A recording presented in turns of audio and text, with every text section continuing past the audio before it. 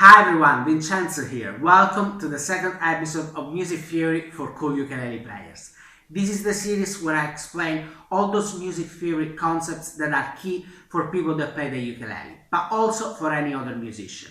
Remember, there's only one music, and regardless of what instrument you play, music theory is a great ace up your sleeve. And so, if you want to learn more about it, don't forget to hit the subscribe button so that you don't miss any of my videos. In the previous episode, I gave a brief introduction of chords and melody, and if you haven't watched it, I suggest you do. Just click on the link above. For this video, I want to explain chords further, and I want to show you some of the types of chords that we can have. The aim for today is to understand the difference between major and minor chords. But first thing first, what is a chord? I'm sure you all have some ideas about that, but let me give you a simple definition that always works. A chord is two or more notes played at the same time.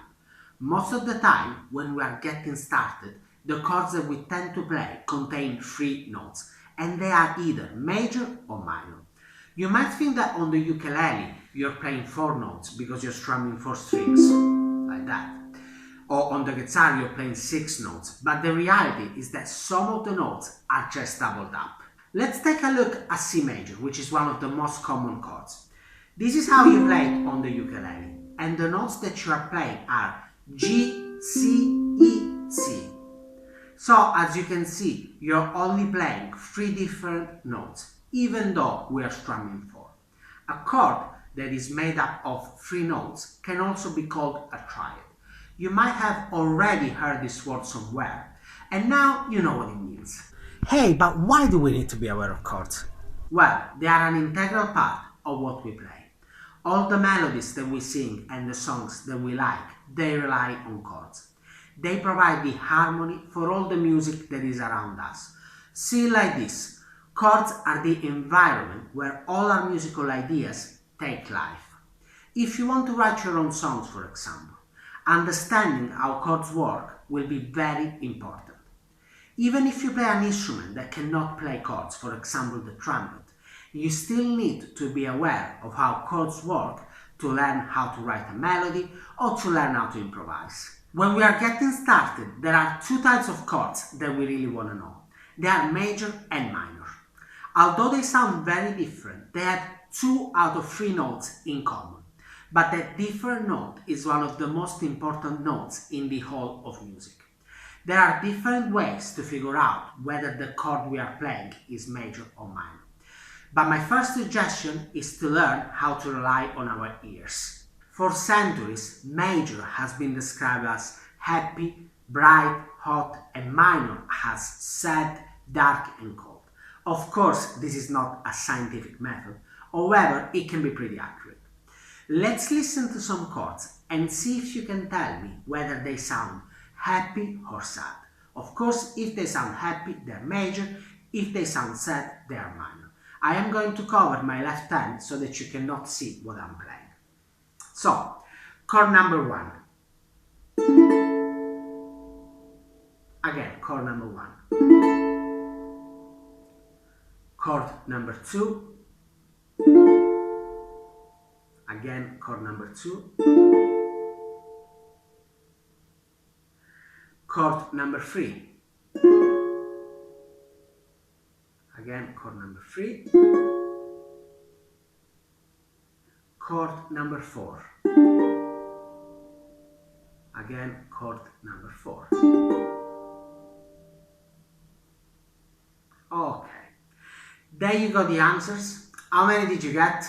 Some of you might prefer a different explanation for major and minor chords. So here it is.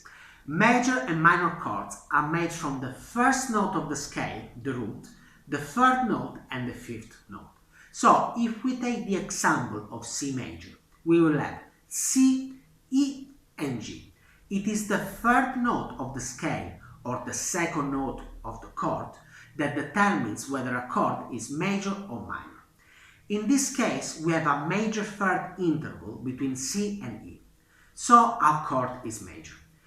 If we want to play C minor, the first and the fifth note will be the same. So again, we have C and G.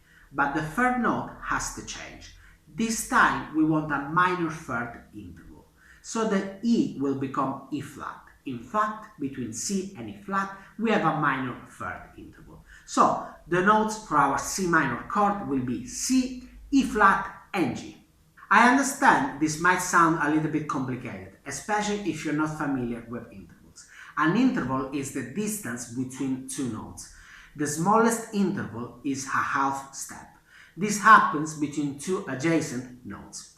If you're just getting started, I suggest you don't worry too much about this. I will be covering all the basics throughout the next episodes. But if you're interested, this is the formula for major chords and this is the one for minor ones. At the moment, we are only scratching the surface. There are a lot more chords out there, but major and minor represent the foundation. Based on how you like to learn, work either on recognizing them orally by ear or by working them out on paper. My suggestion is to actually do both, but if you are just getting started, you will find it more fun to work them out by ear.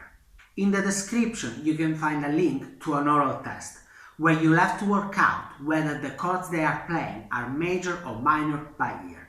Let me know your score. One more thing, in the past I encountered the misconception that chords that sound high in pitch are major and chords that sound low in pitch are minor. Well, this is not true. High and low have nothing to do with major and minor. Anyway, I hope you found this video helpful. If you did, please subscribe to my channel. Of course, there is much more to learn, and my aim is to provide you with some music theory concepts that you can immediately apply when playing the ukulele. If there is any specific topic you would like me to cover next, or if you want some clarifications, just leave a comment below. Thank you for watching and I'll see you soon. Ciao!